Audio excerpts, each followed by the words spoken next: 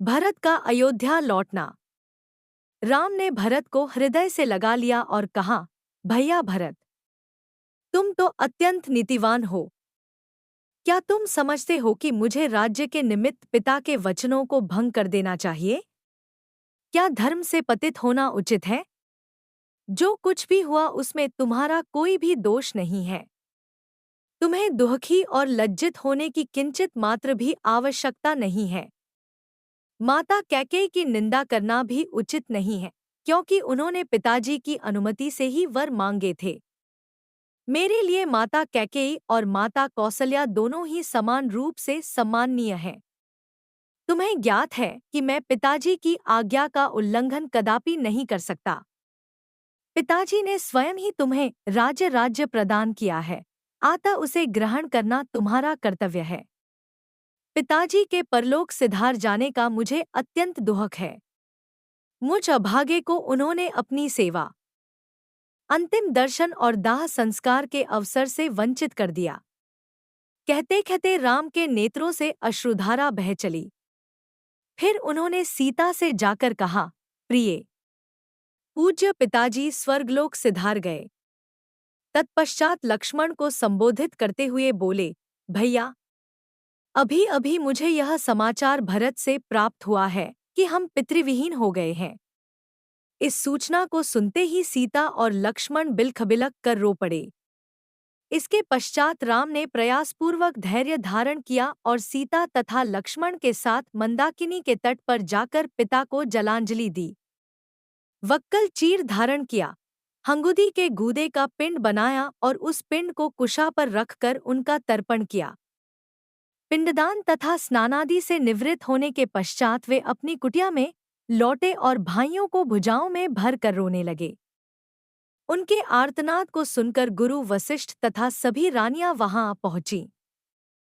विलाप करने में वे रानियां भी सम्मिलित हो गईं। फिर प्रयासपूर्वक धैर्य धारण करके राम, लक्ष्मण और सीता ने सब रानियों एवं गुरु वशिष्ठ के चरणों की वंदना की। कुछ काल पश्चात सभी लोग रामचंद्र को घेर कर बैठ गए और महाराज दशरथ के विषय में चर्चा करने लगे। इस प्रकार वह रात्रि व्यतीत हो गई। प्रातःकाल संध्याउपासना आदि से निवृत्त होकर राजगुरु तथा मंत्रीगण को साथ लेकर भरत राम के पास आए और बोले, हे रघुकुल शिरोमणि, प्रतिज्ञाबद्ध होने के कारण पिताजी ने अयोध्या का राज्य मुझे प्रदान किया था। उस राज्य को अब मैं आपको समर्पित करता हूँ। कृपा करके आप इसे स्वीकार करें। राम ने कहा, भरत, मैं जानता हूँ कि पिता की मृत्यु और मेरे वनवास से तुम अत्यंत दुखी हो, किंतु विधि के विधान को भला कौन टाल सकता है? किसी को भी इसके लिए दोष देने की आवश्यकता भी नहीं है। संयोग के साथ वियोग का और जन्म के साथ मृत्यु का संबंध तो सदा से ही चला आया है। हमारे पिता सहस्त्रों यज्ञ, दान तप आदि करने के पश्चात ही स्वर्ग सिधारे हैं, इसलिए उनके लिए शोक करना व्यर्थ है। तुम्हें पिताजी की आज्ञा मानकर अयोध्या का राज्य करना चाहिए और मुझे भी उनकी आज्ञा का पालन करते हुए वन में निवास करना चाहिए। ऐसा न करने से मुझे और तुम्हें दोनों को ही नरक की यातना भुगतनी पड़ेगी। राम के ये तर्कपूर्ण वचन अकाट्य थे। इन वचनों को सुनकर भरत ने हाथ जोड़कर कहा, हे आर्य, इस दुर्घटना के समय मैं अपने नाना के घर में था। मेरी माता की मूर्खता के कारण ही यह सारा अनिष्ट हुआ।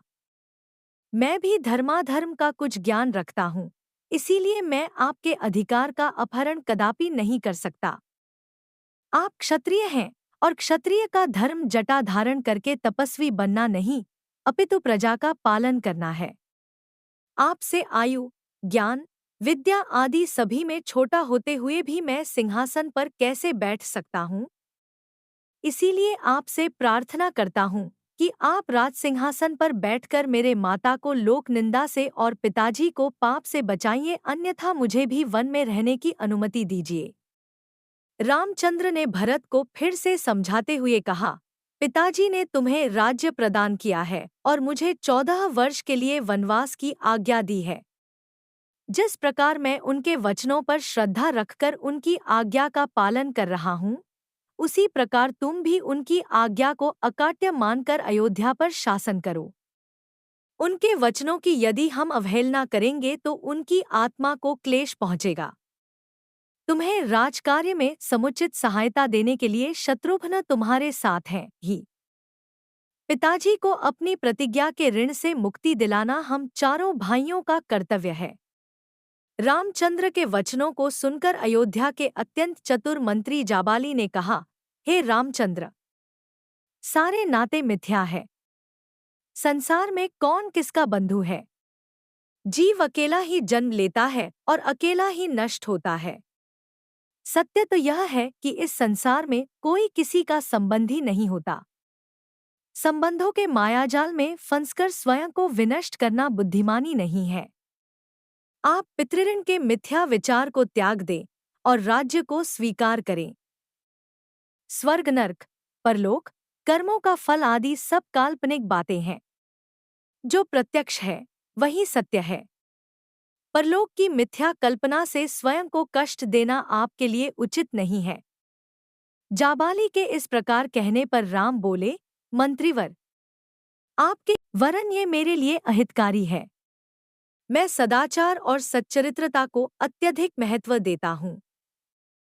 यदि राजा ही सत्य के मार्ग से विचलित होगा तो प्रजा भी उसका ही अनुसरण करेगी और कुपथगामी हो जाएगी।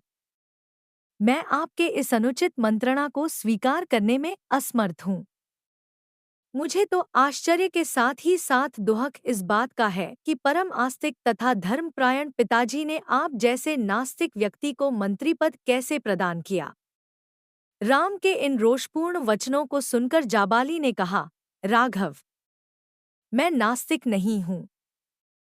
भरत के बारंबार किए गए आग्रह को आपके द्वारा अस्वीकार करने के कारण ही मैंने ये बातें कही थी। मेरा उद्देश्य केवल आपको लौटा ले जाना ही था। आपको लौटा ले जाने के लिए मेरी मन बुद्धि में इन बातों के अतिरिक्त और कोई उपाय ही नहीं सूझा। आपको लौटा ले जाने के लिए मेरी मन बुद्धि में इन बातों के अतिरिक्त और कोई उपाय ही नहीं सूझा। किसी भी प्रकार से राम ने भरत की प्रार्थना को स्वीकार नहीं किया। विवश होकर भरत ने हाथ जोड़कर कहा, हे तात, मैंने अटल प्रतिज्ञा की है कि मैं आपके राज्य को ग्रहण नहीं करूंगा। यदि आप पिताजी की आज्ञा का पालन ही करना चाहते हैं तो अपने स्थान पर मुझे वन में रहने की अनुमति दीजिए। आपके बदले मेरे वन में रहने से भी पिता को माता के ऋण से मुक्ति मिल जाएगी। इन स्नेहपूर्ण वचनों को सुनकर राम मंत्रियों और पुरवासियों की ओर देखकर बोले, जो कुछ भी हो चुका है उसे न तो मैं बदल सकता हूँ और न ही भरत। वनवास की आज्ञा मुझे हुई है, न कि भरत को। मैं माता कैकेयी के कथन और पिताजी के कर्म दोनों को ही उचित समझता हूँ।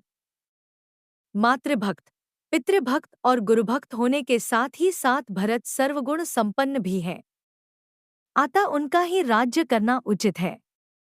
जब राम किसी भी प्रकार से अयोध्या लौटने के लिए राजी नहीं हुए तो भरत ने रोते हुए कहा, भैया, मैं जानता हूँ कि आपकी प्रतिज्ञा अटल है, किंतु यह भी सत्य है कि अयोध्या का राज्य भी आप ही का है। अतः आप अपनी चरण पादुकाएं मुझे प्रदान करें।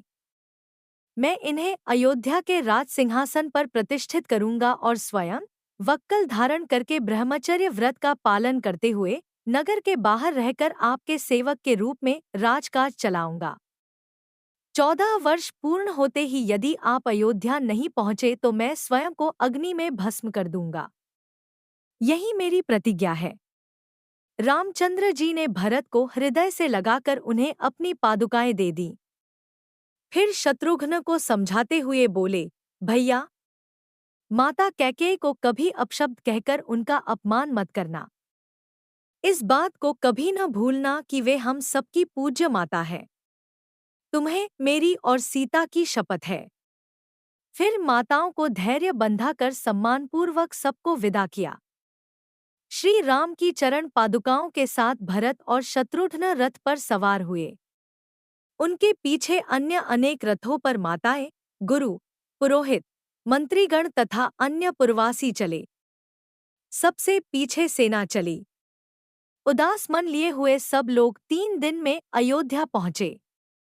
अयोध्या पहुंच जाने पर भरत ने गुरु वशिष्ठ से कहा, गुरुदेव, आपको तो ज्ञात ही है कि अयोध्या के वास्तविक नरेश राम हैं। उनकी अनुपस्थिति में उनकी चरण पादुकाएं सिंहासन की शोभा बढ़ाएंगी। मैं नगर से दूर नंदीग्राम में पर्णकुटी बनाकर निवास करूंगा और वहीं से राजकाज का संचालन करूंगा। फिर वे नंदीग्राम से ही राम के प्रतिनिधि के रूप में राज्य का कार्य संपादन करने लगे।